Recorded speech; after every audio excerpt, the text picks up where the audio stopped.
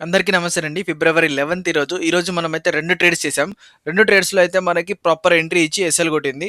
So, మన first entry వచ్చేసి 26,000 పుట్టు. మీకు లెవెల్స్ ఎలా షేర్ చేశానో దాంట్లోనే నేను ఎంట్రీ తీసుకున్నాను. 145 ఎంట్రీ తీసుకున్నాను. నన్ను ఎస్ఎల్ అయితే తీసేసింది. సో, నెక్స్ట్ 26,100 పుట్టు. సో, ఇది కూడా మనకి ఎగ్జాక్ట్ ఎంట్రీ లెవెల్ పైననే మంచి క్యాండిల్ అయితే క్లోజింగ్ ఇచ్చింది. 200 పైన.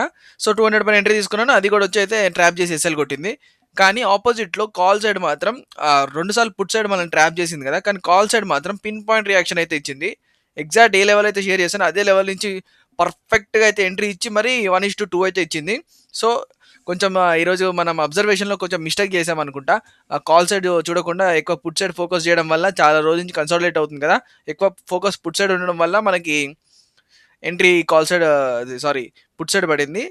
సో, మనం కాల్ సైడ్ ఎక్కువ ఇంట్రెస్ట్ చూయించలేదు కూడా. దానివల్ల మనం ఎస్ఎల్ కొట్టించుకున్నాం. ఈ మిస్టేక్‌ని రిపీట్ చేయకుండా మనం అబ్జర్వ్ చేస్తూ ఫ్లెక్సిబుల్‌గా ఉండేటట్టు ట్రై చేస్తాను.